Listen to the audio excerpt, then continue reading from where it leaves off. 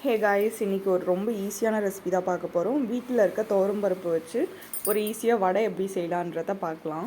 ரொம்பவே டேஸ்டியாக இருக்கும். கேஸ்ட்ரிக் ப்ராப்ளம் அந்த மாதிரி இருக்கவங்க துவரம் பருப்பில் செய்கிறத ஸ்கிப் பண்ணிக்கலாம். துவரம் பருப்பில் வடை சுட்டு சாப்பிடும்போது நம்மளுக்கு கடலைப்பருப்பில் எப்படி நம்ம வடை ரெசிபி செய்கிறோமோ ஸோ அதே டேஸ்ட் இதில் கிடைக்கும். ரொம்பவே ஈஸியாக இருக்கும். சடனாக ஒரு கெஸ்ட் வந்திருக்காங்க அப்படின்னா நீங்கள் அதுக்காக ப்ரிப்பரேஷன் பண்ணுறத விட்டு சடனாக நீங்கள் பண்ணலாம். அவ்வளோ ஈஸியான ஒன்று தான். நான் ஃபஸ்ட்டு துவரம் பருப்பை நல்லா ஊற வச்சு எடுத்துக்கிறேன். அதுக்கப்புறமா நல்லா மிக்சியில் வடை செய்கிறதுக்கான பக்குவத்தில் லைட்டாக நல்லா வந்து அரைச்சி எடுத்துக்கிறேன். நெக்ஸ்ட்டு அதுக்கு தேவையான சால்ட்டு கொஞ்சம் ஆட் பண்ணி நல்லா பிசைஞ்சுக்கலாம். அதுக்கு தேவையான ஆனியன் அண்ட் பச்சை மிளகாய் எல்லாமே நான் கட் பண்ணி வச்சுருக்கேன். ஸோ அது எல்லாமே நல்லா பொடிசாக சிறுக அரிஞ்சுக்குங்க. ஸோ அப்போ வந்து வடை நல்லாவே சாப்பிட டேஸ்ட்டு கொடுக்கும். ஒரு க்ரன்ச்சி ஃபீலும் இருக்கும். ஆனியன் நிறைய போட்டுறாதீங்க. தேவையான அளவு ஈக்குவலாக நீங்கள் ஆட் பண்ணி நல்லா பிசைஞ்சுக்கலாம்.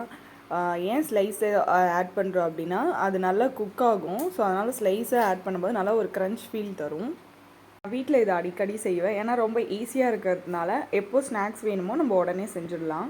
நீங்கள் நிறைய ஊற வச்சு அரைக்கணும்னு இல்லை. உங்கள் வீட்டில் எத்தனை பேர் இருக்காங்களோ அதுக்கேற்ற போல் நீங்கள் ஊற வச்சு அரைச்சிக்கலாம். ஸோ இது எல்லாத்தையுமே வடைக்கு தேவையான இன்க்ரீடியன்ஸ் எல்லாமே ஆட் பண்ணி நல்லா பசைஞ்சிடுங்க. நெக்ஸ்ட்டு உங்களுக்கு எக்ஸ்ட்ரா டேஸ்ட் வேணும் அப்படின்னா கொத்தமல்லி இருந்தாலும் நிறைய ஆட் பண்ணிக்கலாம். வடைக்கு தேவையான மெயினான ஒரு இன்க்ரீடியன்ட் சோம்பு சீரகம். சோம்பு சீரகம் போடும்போது நம்ம உடம்புல டைஜஷன் ஆக்சுவலாக இது கேஸ்ட்ரிக் க்ரியேட் பண்ணும் இந்த துவரம் பருப்பு. ஸோ அதனால் சீரகம் ஆட் பண்ணும்போது அதையும் கண்ட்ரோல் பண்ணும். பெருங்காயம் இருந்தாலும் நீங்கள் கொஞ்சம் ஆட் பண்ணிக்கலாம். வேணுன்றவங்க ஆட் பண்ணிக்கலாம். பெருங்காயம் ஸ்மெல் பிடிக்காதுன்றவங்க ஸ்கிப் பண்ணிக்கலாம். ஸோ ஹெல்த்தியாக மெயின்டைன் பண்ணுறவங்க பெருங்காயம் ஆட் பண்ணி கூட இந்த ரெசிபியை மேக் பண்ணிக்கலாம். தேவையான அளவு சால்ட் ஆட் பண்ணதுக்கப்புறமா கடலைப்பருப்பு நீங்கள் நார்மலாகவும் ஆட் பண்ணிக்கலாம். இல்லை ஆல்ரெடி நீங்கள் கொஞ்சமாக ஊற வச்சு வச்சுருக்கீங்க அப்படின்னாலும் ஆட் பண்ணிக்கலாம். அது இன்னும் வந்து ஒரு டேஸ்ட்டு கொடுக்கும்.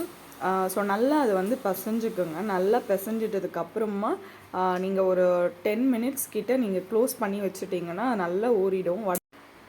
இன்றைக்கி ஒரு கிச்சன் டிப் நான் சொல்லலான்னு இருந்தேன். என்னென்னா நீங்கள் வந்து குக் பண்ணும்போது ஆனியன் டொமேட்டோ போட்டு நல்லா வந்து குக் ஆகலை அப்படின்னா அது கூட கொஞ்சமாக சால்ட் ஆட் பண்ணிவிட்டு நல்லா கிண்டி விடுங்க. அதுக்கப்புறமா தக்காளியும் வெங்காயமும் சீக்கிரமாக நல்லா குக் ஆகிடும்.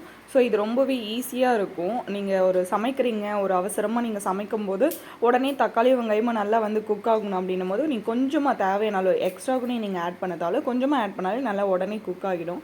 ஸோ இந்த டிப்ஸ் உங்களுக்கு யூஸ்ஃபுல்லாக இருக்கும்னு நினைக்கிறேன். ஸோ கண்டிப்பாக நீங்கள் வீட்டில் ட்ரை பண்ணி பார்த்துட்டு அந்த ஈஸி டிப்ஸ் எப்படி இருந்ததுன்னு நீங்கள் கீழே கமெண்ட் பண்ணுங்கள். நெக்ஸ்ட்டு தேவையான அளவு வடை சுடுறதுக்கு தேவையான அளவு ஆயில் நான் ஊற்றிக்கிறேன். கடாய் தான் கொஞ்சம் பெருசாக இருக்கும். நான் ஆயில் ஏன் கம்மியாக ஊற்றிருக்கேன்னா எனக்கு கம்ஃபர்டபுள். ஆக்சுவலாக ஆயில் எப்போவுமே நம்ம ஊற்றி ஒரு வடையோ இல்லை வேறு ஏதாச்சும் நம்ம ஸ்நாக்ஸ் ரெசிபி செய்கிறோம் அப்படின்னா நம்ம பெரிய பாத்திரத்தில் செய்கிறது ரொம்பவே நல்லது. ஏன்னா ஆயில் பொறிச்சு மேலே அடிக்கும். ஸோ அந்த மாதிரி இருக்கும்போது கொஞ்சம் டேஞ்சரஸ் தான். ஸோ அதனால் கொஞ்சம் பெரிய பாத்திரமாக வச்சுட்டு நீங்கள் இந்த மாதிரி ஆயிலில் செய்கிற ஸ்நாக்ஸ் ஐட்டம்ஸ் எல்லாமே செய்யலாம். ரொம்ப சேஃபாக ஹேண்டில் பண்ணலாம். அதனால தான் இந்த பெரிய பாத்திரத்தில் குக் பண்ணுறது எல்லாமே. நெக்ஸ்ட்டு நல்லா வந்து இது ஒரு ப்ரௌனிஷ் கலரில் வரணும். ஸோ அது வரைக்கும் நல்லா திருப்பி விடுங்க. போட்ட உடனேவே திருப்பிடாதீங்க, உடஞ்சிடும்.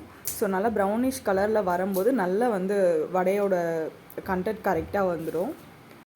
நெக்ஸ்ட் இஞ்சி பூண்டு பேஸ்ட் இருக்குது பார்த்தீங்களா, அதை நீங்கள் வந்து ஒரு 1 வீக் 2 வீக்ஸ் நீங்கள் ஃப்ரிட்ஜில் ஸ்டோர் பண்ணுறீங்க அப்படின்னா அந்த இஞ்சி பூண்டு கூட டெர்மரிக் சால்ட் கொஞ்சமாக ஆட் பண்ணி நிறைய வாட்டர் ஆட் பண்ணாமல் நல்லா வந்து பைன் பேஸ்ட்டாக அரைச்சி நல்ல ஒரு ஏர்டைட் கண்டெய்னரில் ஸ்டோர் பண்ணி வச்சுக்கிட்டிங்கன்னா உங்களுக்கு 2 வீக்ஸ் மேலே கூட வரும். நீங்கள் எவ்வளோ பூண்டு இஞ்சி ஆட் பண்ணி பேஸ்ட் பண்ணுறீங்களோ அந்த அளவுக்கு பேஸ்ட் கண்டென்ட் நிறையவே வரும். ஸோ அதுக்கேற்ற மாதிரி நீங்கள் பார்த்துக்குங்க எவ்வளோ ஆட் பண்ணிக்கலான்னு. ஓகே, ஃபைனலி வடை ரெடி ஆகிடுச்சு. ரொம்பவே கிறிஸ்பியாக இருக்கும், ரொம்பவே டேஸ்டியாக இருக்குது. பார்த்தீங்கனாலே தெரியும் ஒரு நல்ல ஒரு கரெக்டான பதத்தில் வந்திருக்கு. நீங்களும் இந்த ரெசிபியை வீட்டில் ட்ரை பண்ணி பாருங்கள். இன்னும் ஒரு டிஃப்ரெண்ட்டான ரெசிபியோடு நான் உங்களை மீட் பண்ணுறேன். இந்த வீடியோ பிடிச்சிருந்ததுன்னா லைக் பண்ணுங்கள், ஷேர் பண்ணுங்கள், சப்ஸ்கிரைப் பண்ணுங்கள், கமெண்ட் பண்ணுங்கள். பாய்.